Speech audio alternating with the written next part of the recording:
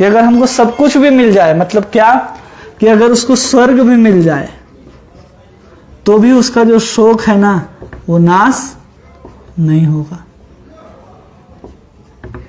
मतलब ये बताना चाहता है अर्जुन कि देखो कि हम जितने भी भौतिक सुख सुविधाओं को जोड़ लेते हैं, भौतिक सुविधाओं को, जिससे हमारा भौतिक सुख सुविधाओं को जोड़ने से भी हमारा क्या होगा, शोकों का नाश नहीं होगा, कभी नहीं हो सकता।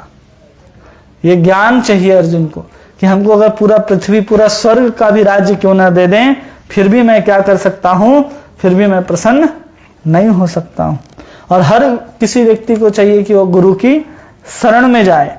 स्वयं अर्जुन क्या है, स्वयं धर्म को जानता है, सबसे पहले धर्म को जानता है। धर्म को जानने के साथ साथ वो सदाचार को भी जानता है, वो सदाचार का भी पालन करता है, सदाचार का पालन करता है। और उसके बाद क्या है, वो नियम का भी पालन करता है, सब नियमों पे चलता है। इस नियम को चलने के बाद भी उसके पास ज्ञान भी है, लेकिन ये ज्ञान है, सदाचार है, नियम है, लेकिन उसके पास गुरु की शरणागति नहीं है।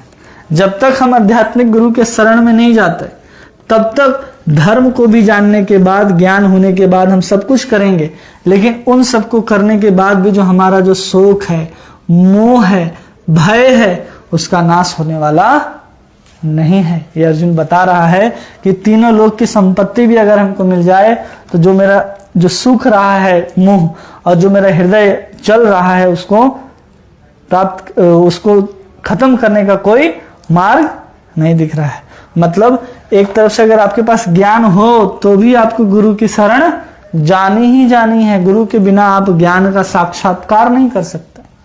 ज्ञान ऐसे ही नहीं मिलता, ज्ञान तो है, लोग कहीं से भी ज्ञानी हो जाते, लेकिन ज्ञान का साक्षात्कार होना चाहिए।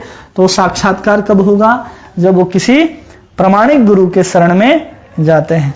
और अर्जुन जब तीनों स्वर्ग लोक की बात करता है, ये समझना चाहिए कि हम कितने भी आर्थिक संपन्न क्यों ना हो जाएं, लेकिन हम अपने शोक को मिटा नहीं सकते। जैसे इतना सब कुछ है, मतलब आर्थिक संपन्नता की बात है, आर्थिक संपन्नता। तो आर्थिक संपन्नता के बाद भी अर्जुन क्या बोल रहा है कि हम पे शोक मिटने वाला नहीं है। अब क्या करना चाहता है अर्जुन, पूर्ण रूप से शरणागत होना चाहता है। इसलिए अर्जुन आगे क्या बोलता है, और प्रभुपाद जी बहुत सुंदर तात्पर्य लिखे हैं, उसमें गुरु की जो बात कहते हैं, जब वो गुरु की शरण ले रहा है तो गुरु कैसा होना चाहिए। तो प्रभुपाद तात्पर्य में लिखते हैं कि किबा विप्र किबा न्यासी शूद्र के निर्णय जय कृष्ण तत्ववेता से ही गुरु है। कि किसी भी जाति का हो और कुछ भी करता हो, शूद्र भी क्यों ना हो, अगर वो कृष्ण के तत्व को जानता है कि कृष्ण ही स्वयं भगवान है और आपको इसका उपदेश करता है, तो गुरु बनने योग्य है। और फिर एक उदाहरण और देते हैं जिसमें कहते हैं, षटकर्म विपुणो निपुणो मंत्र तंत्र विशारद अवैष्णव गुरु न स्याद वैष्णव स्वपचो गुरु।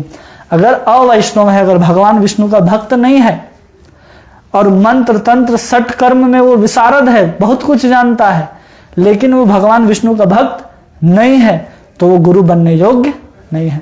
फिर क्या कहते हैं कि अवैष्णव, फिर वैष्णव स्वपचो गुरु, कि अगर चांडाल कुल में भी जन्म लिया हो कोई व्यक्ति, अगर वो वैष्णव है तो गुरु बनने के योग्य है। लेकिन यहाँ पर जो शरणागत ले रहा है अर्जुन, वो स्वयं वंदे कृष्णम वंदे जगत गुरु, जो जगत के गुरु हैं उनके शरण में जाकर के क्या कर रहा है अर्जुन, गीता के ज्ञान को लेना चाह रहा है।